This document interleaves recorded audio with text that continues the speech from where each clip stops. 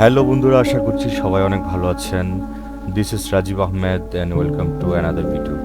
অনেক ইনফরমেটিভ একটি ভিডিও নিয়ে আপনাদের সামনে হাজির হয়েছি।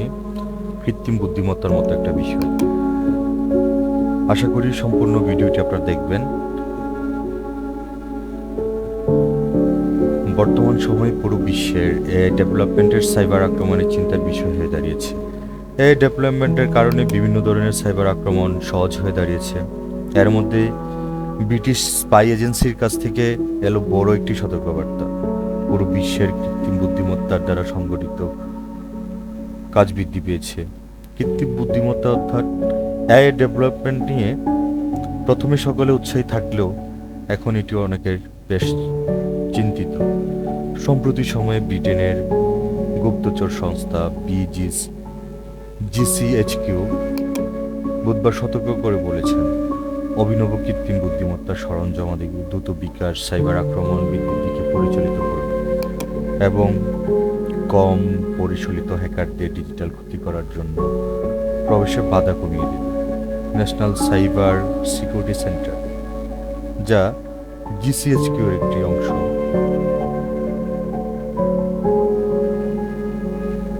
এরা বলেছে যে সম্প্রতি সময়ে রানসামওয়্যার আক্রমণ বিশ্বব্যাপী বৃদ্ধির অবদান রাখবে, যেখানে অপরাধীরা ডিজিটাল মুক্তিপণের জন্য কম্পিউটার সিস্টেমগুলোকে এনক্রিপ্ট করে।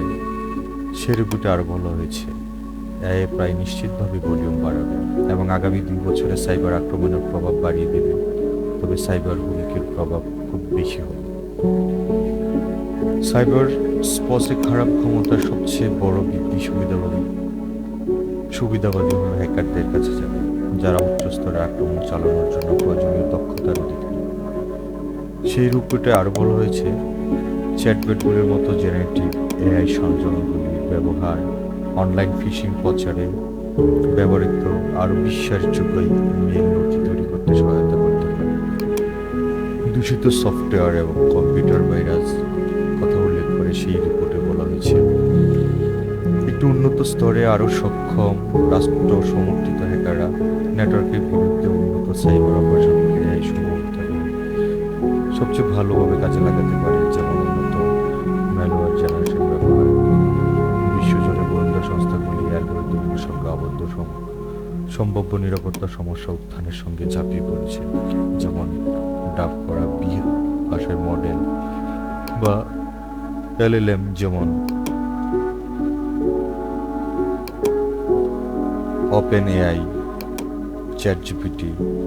এই ব্যবহার ব্যবসাগুলি বিস্তৃত পরিষদে অন্তর্ভুক্ত হচ্ছে, যার ফলে রয়েছে বিক্রয় এবং গ্রাহক নিরাপত্তার প্রভাব এবং ফোকাসে আসছে। ব্রিটেন, মার্কিন যুক্তরাষ্ট্র এবং কানাডার কর্তৃপক্ষ বলছে যে তারা হ্যাকারদের নতুন প্রযুক্তি গ্রহণ করতে দেখেছে।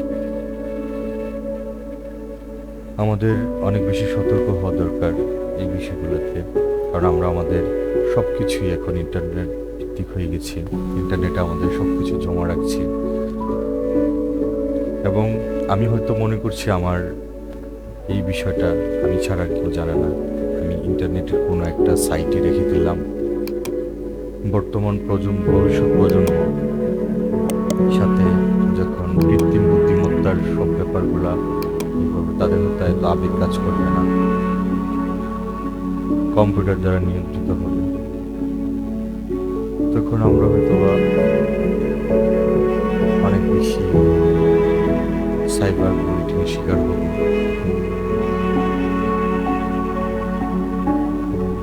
আজ এই পর্যন্তই। কেমন লেগেছে জানাবেন।